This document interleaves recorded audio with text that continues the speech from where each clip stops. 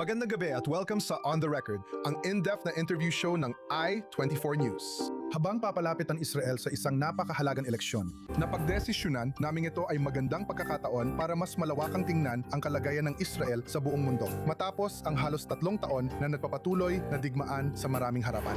Isang kamakailang survey ng Pew na isinagawa sa 36 na bansa ang nagpakita ng malaking pagbaba sa internasyonal na katayuan ng Israel, kung saan 67% ng mga matatanda ay may negatibong pananaw tungkol sa Israel. Kasama na rito ang lahat ng bansang G7 at habang bumabata ang edad, lalo pang lumalala ang pananaw. Bagamat walang ilusyon ng Israel na manalo sa anumang patimpalak ng kasikatan, maliban na lang siguro sa Eurovision, napakabahala ng ganitong trend.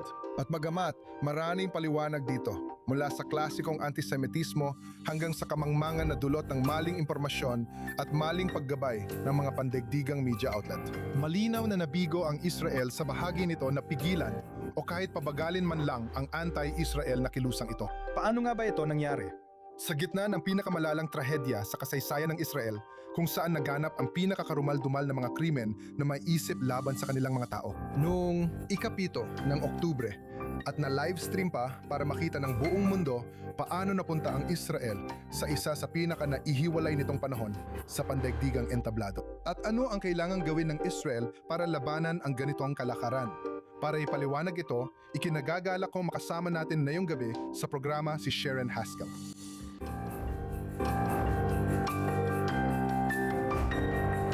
Ipinanganak sa Canada, si Haskell ay dating Deputy Foreign Minister ng Israel, isang posisyon na hinawakan niya mula 2024 hanggang noong nakaraang buwan nang siya ay nagbitiw. Siya ay miyembro ng Parlamento ng Israel, ang Knesset, mula sa New Hope Party. At kinabukasan, matapos niyang isumite ang kanyang pagbibitiw, inanunsyo niya na magtatatag siya ng bagong partido na tinatawag na Israel First. Sharon Haskell, Hi, maraming magandang gabi. salamat sa Isang pagsama mo sa malaking akin ngayong gabi. karangalan. Salamat sa pag-imbita sa akin. Salamat. Alam kong sobrang abala ngayon bago ang eleksyon, pero salamat sa paglalaan ng oras. Tingnan mo, gaya ng sinabi ko sa aking panimula, isa ito sa pinakamahirap na panahon para sa Israel pagdating sa diplomasya sa kasaysayan nito o kahit sa mga nakaraang panahon. Alam mo, isang di malilimutang panahon. Sabihin na lang natin ng direkta, ang Israel ay isa sa pinakakinamumuhian na bansa sa mundo. Paano tayo napunta sa ganitong kalagayan? At magagawa ba tayo na iba sana noon para mabago ang kinalabasan na ito? Kasi hindi ko sasabihin ng ganon. At sa tingin ko, malinaw naman na alam mo kung gaano kalaki ang kampanya ng propaganda laban sa Israel. Ito ay hindi lang problema ng Israel, kundi problema rin ito ng buong mundo. Ibig kong sabihin, hindi pa tayo nagkaroon ng ganitong sitwasyon dati. Kung saan, alam mo, ang mga estudyante sa universidad sa New York ay nagtatanong at maging nakikiramay pa sa mga gumawa ng karumal-dumal na krimen noong 9/11. Sinusunog ang mga bandila ng Amerika sa mga kalye o bandila ng Britanya sa London sa Oxford University. Alam mo, binawi na ng mga Emirati ang kanilang pondo at scholarship para sa kanilang mga estudyante dahil sinabi nila na kapag nagpunta sila sa Oxford, nagiging radical sila sa Inglaterra. Kaya ito na ang panahon ng radical na Islamismo na sumasakop sa mundo. At ang Israel ay isang sintomas lang sa pandaigdigang radical na reliyosong digmaan na kinakaharap natin ngayon. Hindi lang ito problema ng Israel. Hindi ito kabiguan ng Israel dahil hindi kami maaring lumaban sa Berlin, New York, Washington, London, Paris sa isang palpak na sistema kung saan pinayagan ng mga gobyerno na yan na hindi lang makapwesto ang propaganda kundi mag-ugat pa sa kanilang lipunan. Kaya lumalaki ang kanilang mga anak na may galit sa sarili nilang bansa, alam mo yon, kinamumuhian ang sarili nilang watawat at mga tradisyon. At kapag naunawaan mo kung ano ang nangyayari ngayon sa mundo at naintindihan mong nasa ikatlong digmaang pandaigdig na tayo, at ito ay ang mga puwersa ng radikal na Islamista laban sa mga puwersa ng demokrasya at kalayaan. Doon natin pwedeng pag-usapan at simulan ang pagsusuri kung ano ang papel ng Israel doon. At kailangan kong sabihin na nagawa natin ng higit pa sa kaya ng ibang bansa. At may idadagdag pa ako na may mga tiyak na kolaborasyon na ngayon kasama ang maraming tao na nagising na sa katotohanan ito. Mapangganib na realidad para sa kanila. At ngayon ay nagsasama-sama na upang labanan ang radikal na Islamismo sa kanilang sariling bansa. At iyan ang problema. Hindi ito ang galit sa Israel. Hindi rin ito ang galit sa UK o Amerika bilang isang bansa. Pero ito ay isang digmaan tungkol sa kalayaan. Ang galit sa mga demokratikong halaga, sa mga haladang kalayaan, karapatan ng kababaihan, kalayaan sa pagpapahayag at kalayaan ng pamamahayag. O alinman sa mga bagay na yon na ipinaglaban natin sa loob ng maraming henerasyon na pinagpaguran at ipinaglaban ng ating mga lolo't lola at magulang upang makamit. O tingnan mo, lubos akong sang-ayon na ang Israel ay bahagi ng pandaigdigang kalakaran na nakikita nating nangyayari ngayon. Isang sa harap mismo sintomas ng ng ating mga ganun. mata. Isang sintomas ng ganyang trend. Pero tingnan mo, hayaan mong simulan ko sa pagsasabing mereong.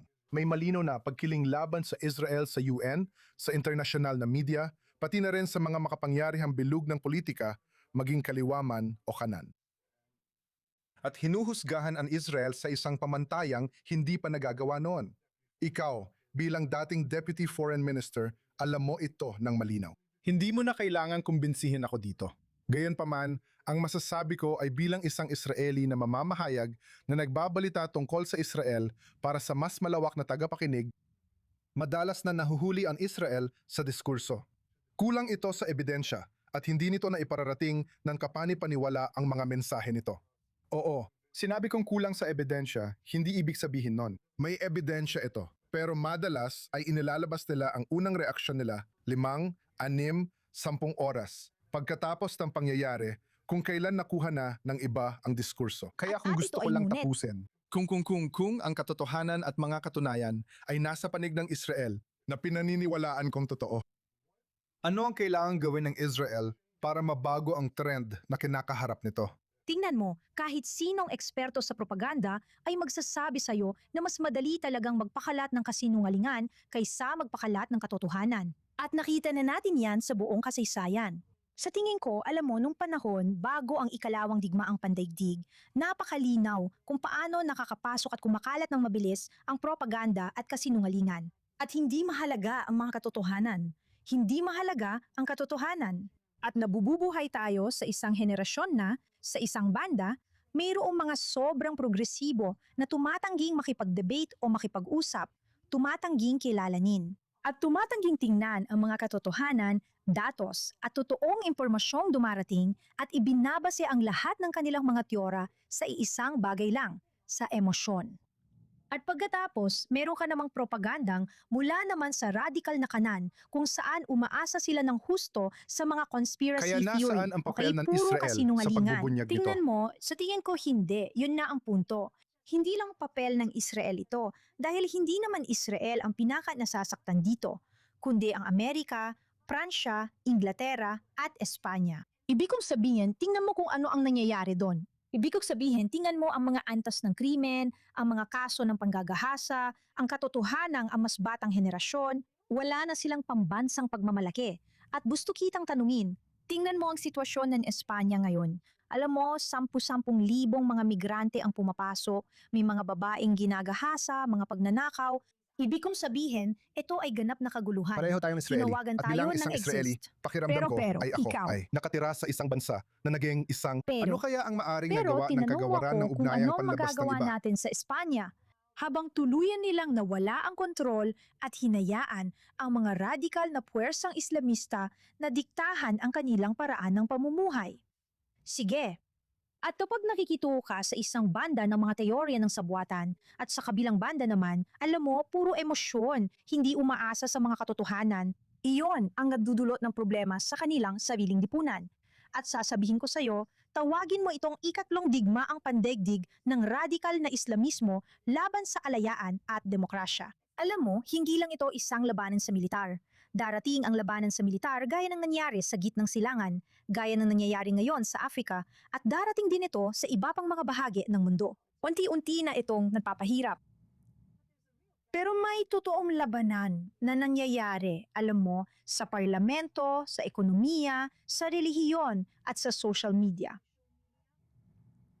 At hindi ito tungkol sa Israel, Tungkol ito sa kanilang tradisyon at pananampalataya.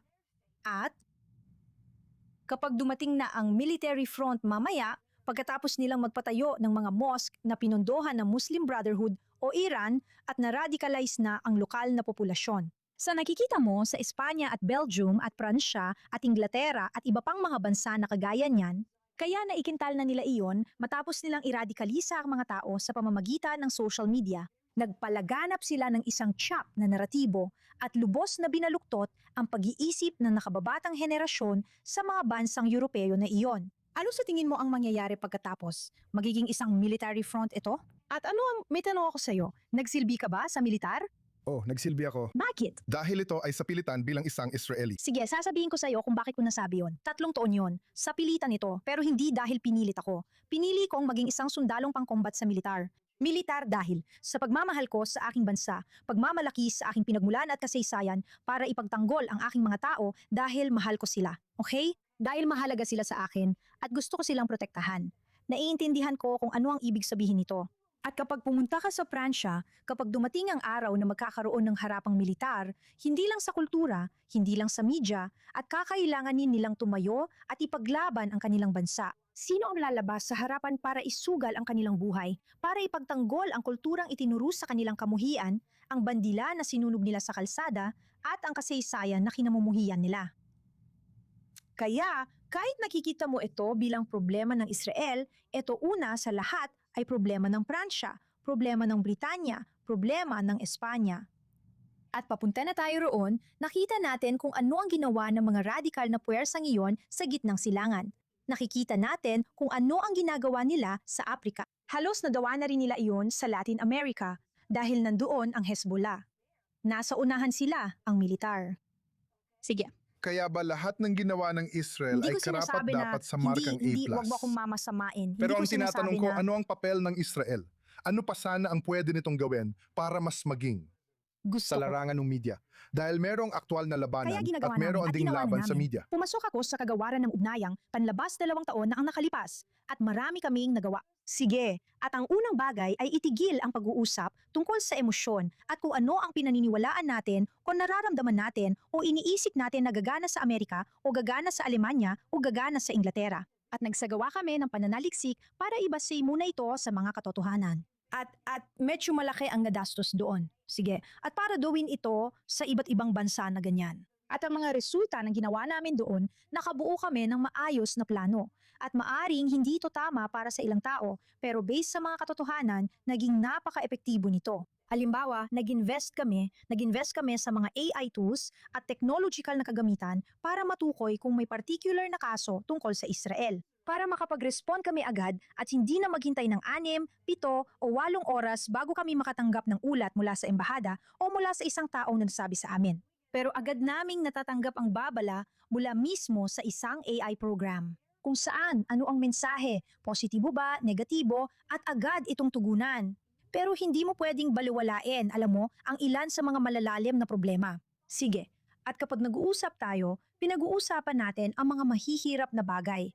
Kapag sinasabi natin, bibigyan kita ng halimbawa. Sige. Nagkaroon ng pekeng ulat tungkol sa Israel na binobomba ang isang lugar ng pamamahagi ng makataong tulong.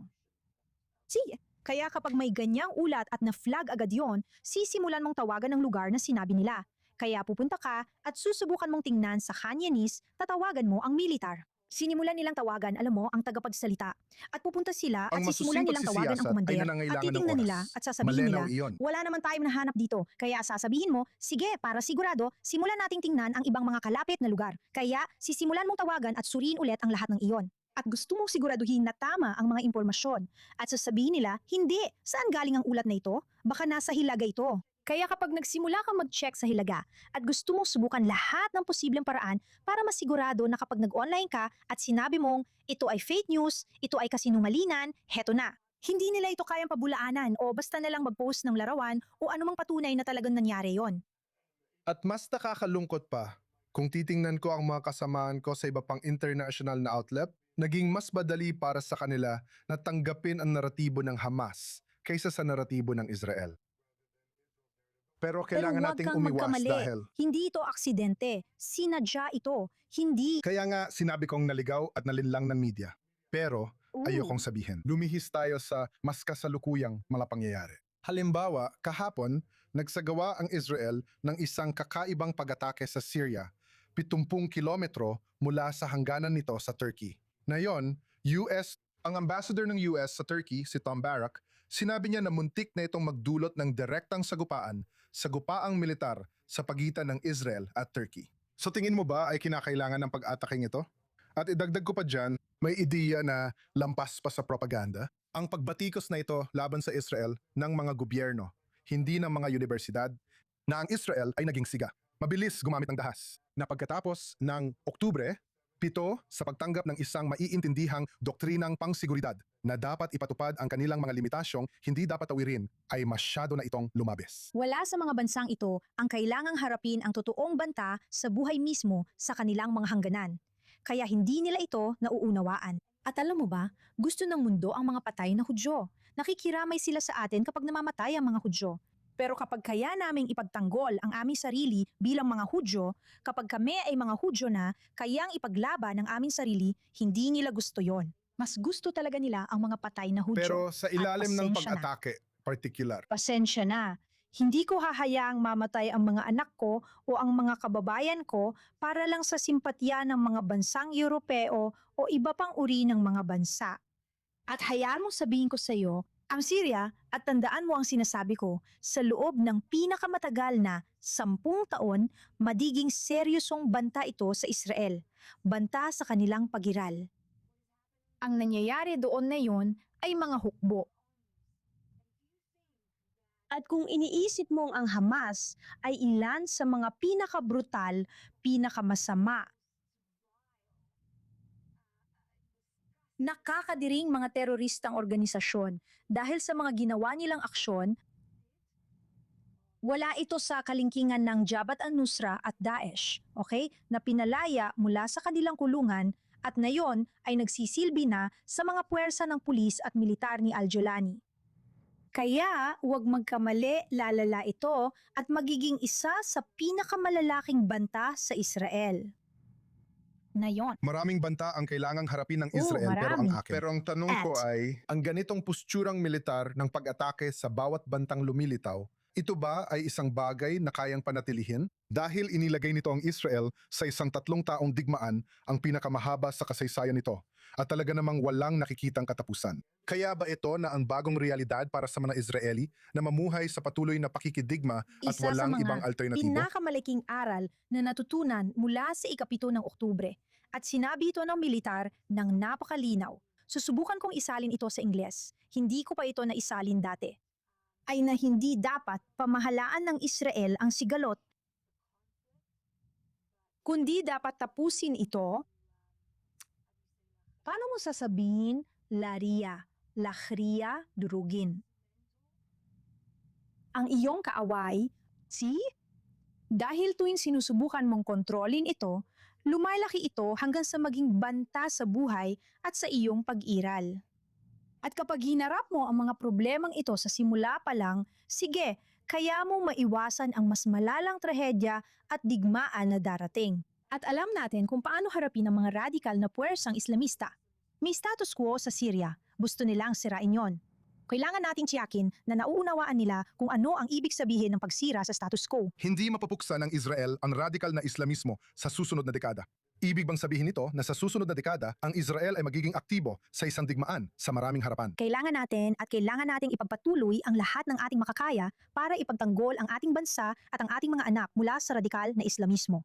Nasa mismong hangganan natin ito. Ito ang gagawin ng kahit anong bansa. At ang ibig kong sabihin, lahat ng mga mapagkunwaring ito ay nagsasabi, hahayaan naming makapasok si Daesh sa aming mga hangganan para pumuwesto mismo sa aming mga hangganan at baka magdala pa ng ilang sundalong Turkish na may mga kagamitan para pumuwesto rin mismo sa aming mga hangganan. At gusto kong makita ang Espanya, alam mo, kapag nagtatag ang Iran ng isang grupong terorista, sige na may mga sandatang banta sa kanilang pag-iral mismo sa kanilang mga hangganan. Ibig kong sabihin, ano ba? At kaya kapag sinabi ni Trump, kailangan mong itigil ang mga pag-atake mo sa Gaza. Kailangan mong itigil ang mga pag-atake mo sa Syria. Kailangan At nating itutok mo na lang ang mga magpatuloy at pag-atake mo gawin sa ang Lebanon. lahat ng ating makakaya para matiyak na walang banta sa pag-iral ng ating mga anak at ng ating bansa. Ang Israel ay laging mag-aabot ng kamay para sa kapayapaan palagi. Pero hindi nila ginagawa. Kahit na ang ibig ko sabihin ay Nagkaroon pagsabi ng kami hindi ng sa trans. pagkakataon sa Gaza. Sinabi namin sa kanila, magdisarma, yun lang, magdisarma. Ang lupon ng kapayapaan ay nagdala at sinabi ni Naku punong naman. Ministro Netanyahu na hindi siya pumapayag dito. Sa tingin mo ba na ang mga pulis na dating terorista ng Hamas na may mga armas, imbes na mga militante ng Hamas ang may armas, ay nangangahulugan ng pagdidisarma? Pakiusap, huwag mo akong biruin ng ganyan dahil hindi ito nakakatawa. Totoong tao ang mga ito na nawala ng buhay noong ikapito ng Oktubre at gagawin ko ang lahat ng aking makakaya para hindi na muling mangyari ang ganitong trahedya. At kasama na rin dyan ang Lebanon. Gusto namin ng kapayapaan sa Lebanon. Binubuksan namin ang landas tungo sa kapayapaan sa pagitan namin at Lebanon. Pero ang isang terorista, radikal na Islamistang organisasyon ng Iran tulad ng Hezbollah ay kailangan tanggalan ng armas. Dahil kung hindi, maghilika lang tayo ng ilusyon ng katahimikan at katatagan. Hanggang sa muli silang lumakas, tulad ng dati, para atakihin ang Israel. At hindi na natin dapat hayaang mangyari ulit yon. Hindi ko na hahayaang mangyari ulit yon. Gagawin ko ang lahat ng aking makakaya, lahat para mapigilan yon dahil hindi na muling mararanasan ng mga anak kong babae ang nangyari noong ikapito ng Oktubre. Malinaw na malinaw. Lumipat na tayo sa huling bahagi ng palabas, ang rapid fire segment. Ipapakita ko sa iyo ang tatlong larawan at saglit lang, pakisabi ang unang pumapasok sa isip mo. Sa isip mo, kaya heto ang unang larawan. Ito si punong ministro Benjamin Netanyahu. Wow, tingnan mo, isa siyang matatag at tunay na leader. Sige, at marami nang naging pagsubok at nadismaya rin ako sa ilang mga bagay na nangyari. Sa tingin ko, nitong mga nakaraang linggo, ang pinakamalaking pagkadismaya ko ay ang panukalang batas sa exemption. At sumisigaw ako, nagbababala, at nilalabanan ko ang panukalang batas sa exemption, sinasabihan sila kung ano talaga ang magiging epekto nito. At alam mo ba, 2 linggo na ang nakalipas, lumapit siya at malinaw niyang sinabi, pagkakamali iyon. Sige, kaya alam mo, may kasamang kaunting pagkadismaya rin, alam mo. Sa tingin ko, maganda na may isang leader na kayang magbago ng isip at aminin ang kanyang pagkakamali. Sige, magpatuloy tayo sa susunod na larawan. Ito ang pinuno ng Ram Party, si Mansour Abbas. Sa tingin ko siya nga, masyadong nauuna sa kanyang panahon ang pangarap o ang pantasya na maaring panatilihin nila sa status quo ang alitang Israeli-Palestinian at mag-focus sa muling pagtatayo at pagbibigay lakas sa komunidad ng mga Arabo ay isang maling pantasya. At sa kasamaang palad na nabigo ang eksperimento na ito, naging malinaw na hindi na ito mauulit pa sa loob ng napakaraming taon. Oo o hindi? May puwesto ba ang Ram sa susunod na koalisyon?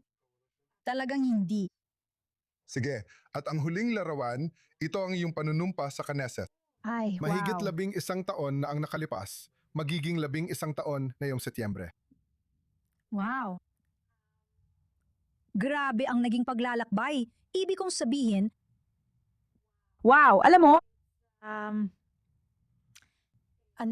Kung may hasang pangungusap kang masasabi sa dalagang iyon doon, ano ang sasabihin mo sa kanya? oo, sa tingin ko, nung 11 taon nang nakalipas, mayroong ganong pangarap at napakaraming inspirasyon para pumunta at gawin yon. At sasabihin ko sa kanya, alam mo, ipagpatuloy mo sundin ang iyong puso. At alam mo ngayon na may dala kang kakaibang bagay sa Knesset. Ipinapakita mo ang tunay mong nararamdaman at sinusunod mo ang iyong paniniwala kahit ano pa ang sabihin nila, kahit ano pa ang ialok nila. At gusto ko lang siyang bigyan ng lakas dahil napapaligiran ka ng napakaraming tanong. At bawat desisyon na ginagawa mo, alam mo, may tanong ka. Tama ba ang desisyon na ito? At palagi kong ibinabatay ko ang desisyon ko sa isang bagay. Ano ang tama para sa aking bansa? Ano ang tama para sa aking mga tao? At gusto ko lang siyang bigyan ng mas matibay na paninindigan at mas maraming lakas sa mga desisyong ginawa niya dahil napakahirap at nakakabahala talaga, alam mo, na tama ba ang desisyong ginagawa mo. Pero ngayon, kapag nilingon mo ang nakaraan, Oo, natanggap ang Liberty Awards. Tungkol sa kalayaan, kalayaang pang-ekonomiya at alam mo, kalayaang sibilyan paulit-ulit, paninindigan sa aking ideolohiya sa mga pagpapahalaga na dala ko. Hanggang ngayon, humaharap ako sa ilan sa pinakamakapangyarihang tao sa politika, nang walang takot, pero alam mo, basta ginagawa ko lang. Masasabi kong sobrang proud ako. Alam mo, Sa ngayon, wala tayong option na mag-time travel, pero gusto kitang pasalamatan sa oras mo, Sharon Haskell. Marami pa tayong hindi na pag-usapan, pero pinahahalagahan ko ang oras mo at ang mga pananaw mo. Samahan mo Maraming ulit kami. salamat. Muli, dito ulit sa susunod na linggo sa On The Record. Maaari mo mapanood ang episode ngayon at lahat ng mga naunang palabas sa YouTube at Spotify. Salamat sa panunood.